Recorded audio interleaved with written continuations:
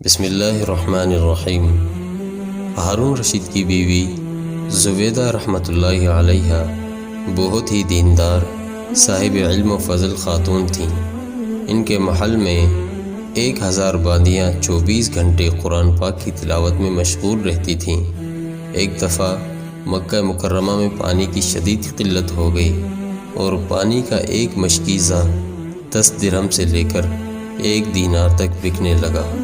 حجاج کرام کو بہت تکلیف اٹھانی پڑی۔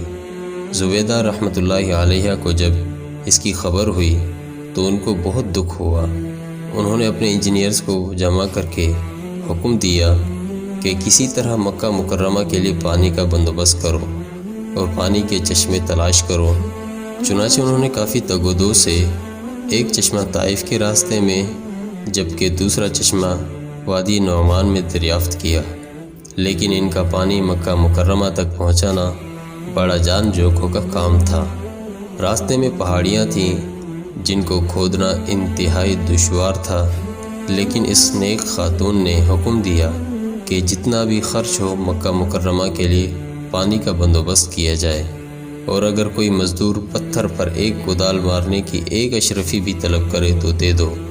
چنانچہ 3 سال کی شب و روز محنت کے بعد 33,000 میٹر یعنی 33 کلومیٹر لمبی نہر تیار ہو گئی، جس کو ریت سے بچانے کے لیے اوپر سے ڈھانپا گیا۔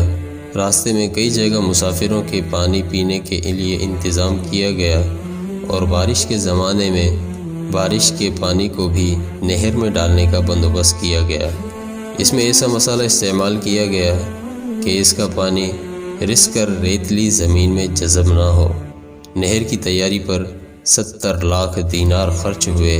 جب حساب کا پرچہ ملکہ کو پیش کیا گیا تو اس وقت وہ دریا دجلہ کے کنارے اپنے محل میں بیٹھی تھیں۔ انہوں نے وہ پرچہ لے کر اس کو دیکھے بغیر ہی یہ کہہ کر پانی میں بہا دیا کہ حساب کو حساب کے دن کے لیے چھوڑا، اور کہا جس نے مجھ سے اس حساب میں کچھ لینا ہو لے لے۔ نہر کے مکمل ہونے پر بہت خوشی منائی اور تعمیر کرنے والوں کو بہت سے انعامات و اکرامات سے نوازا گیا، اور نہر کا نام عین المشاش رکھا گیا۔ مگر اللہ تعالیٰ کو اس کا یہ عمل ایسا پیارا لگا کہ یہ نہر زبیدہ رحمۃ اللہ علیہ کے نام سے ہی مشہور ہو گئی۔ نہر زبیدہ 1200 برس تک مشاعر مقدسہ اور مکہ مکرمہ میں پانی کی فراہمی کا بڑا ذریعہ رہی۔ آج کے دور میں ماہر انجینئرز بھی دیکھ کر حیران ہیں کہ صدیوں پہلے فراہمی آب کے اس عظیم شان منصوبے کو کیسے تکمیل تک پہنچایا گیا ہوگا، جبکہ اس وقت نہ کوئی ایسی مشینری تھی، نہ ہی ایسے آلات، نہ ہی کوئی آسمانی منظر وغیرہ۔